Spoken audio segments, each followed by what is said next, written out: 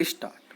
अपीलार्थी वादी ने अपनी पत्नी से विवाह विच्छेद के लिए वाद फाइल किया था, जो विचारण न्यायालय द्वारा खारिज किया गया।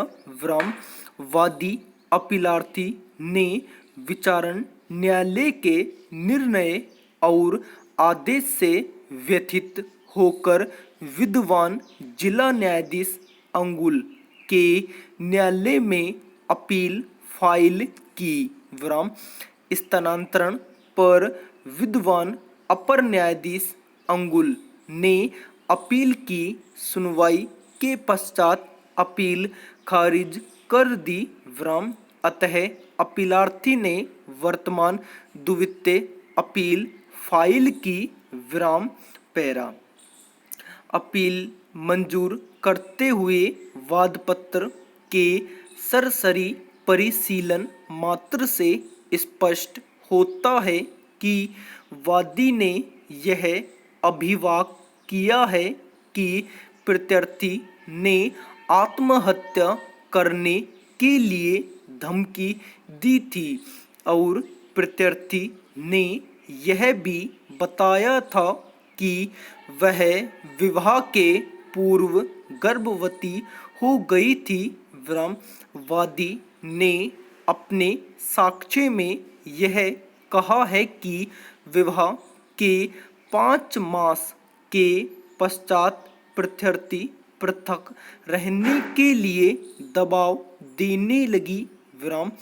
जब उसने इनकार कर दिया तो प्रत्यर्थी ने आत्महत्या करने की धमकी दी।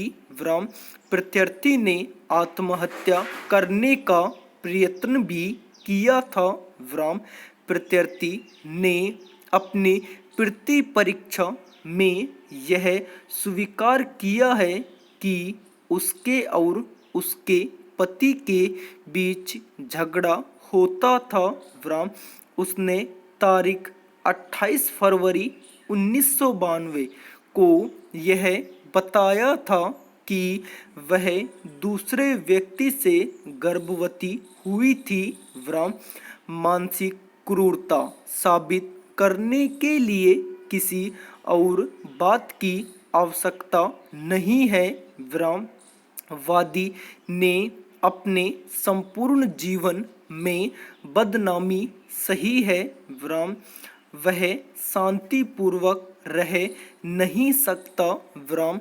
पति के लिए यह पूर्णतया अवांछनीय है कि वह अपनी संवेदनाहीन पत्नी के साथ रहे।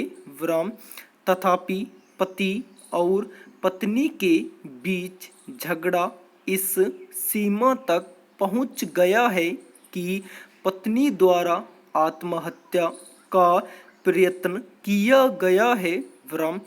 वादी के समक्ष प्रत्यर्थी की यह संस्वीकृति कि वह विवाह से पूर्व गर्भवती हो गई थी और आत्महत्या करने की बार बार धमकी देना मानसिक क्रूरता गठित करता है।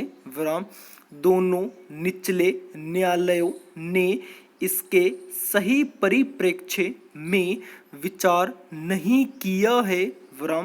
निचले न्यायालयों के निष्कर्ष अनुचित है। पैरा अगला प्रश्न यह उत्पन्न होता है कि प्रत्यर्थी निर्वाह व्यय के संबंध में कितनी धनराशि पाने की हकदार है।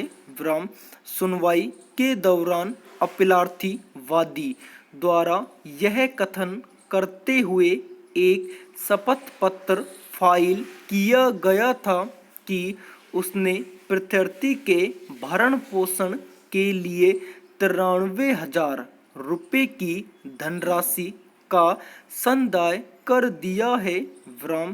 उसने समझौता कार्यवाही के दौरान निर्वाह व्यय के संबंध में 3 लाख रुपए की धनराशि देने की प्रस्तावना की थी। तथापि समझौता विफल हो गया।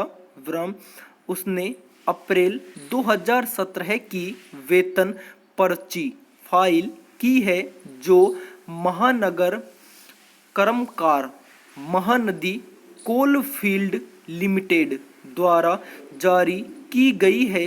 विराम इसमें यह उपदर्शित है कि वह वेतन पा रहा है। विराम जब वर्ष 1993 में वाद फाइल किया गया था तो प्रत्याशी की आयु 23 वर्ष थी। विराम वर्तमान में उसकी आयु 47 वर्ष है। विराम उसकी आयु और पति की स्थिति पर विचार करते हुए न्यायालय यह महसूस करता है कि यदि 12 लाख रुपए की धनराशि वेतन का 25% स्थायी निर्वाह व्यय के संबंध में प्रत्याशी को संदत्त किया जाता है तो इससे न्याय का उद्देश्य पूरा हो जाएगा। विराम उक्त धनराशि का संगणन इस हित को ध्यान में रखते हुए किया गया है कि यदि यह धनराशि किसी राष्ट्रीयकृत बैंक में सावधि जमा के रूप में जमा की जाती है तो इससे उचित ब्याज प्राप्त होगा। विराम मंजूर की गई यह धनराशि अपलार्थी द्वारा प्रत्याशी को 3 मास के भीतर संदत्त की जाएगी और इससे विफल रहने पर प्रत्याशी डिक्री का निष्पादन कराकर यह धनराशि वसूल कर सकती है। संपूर्ण विराम।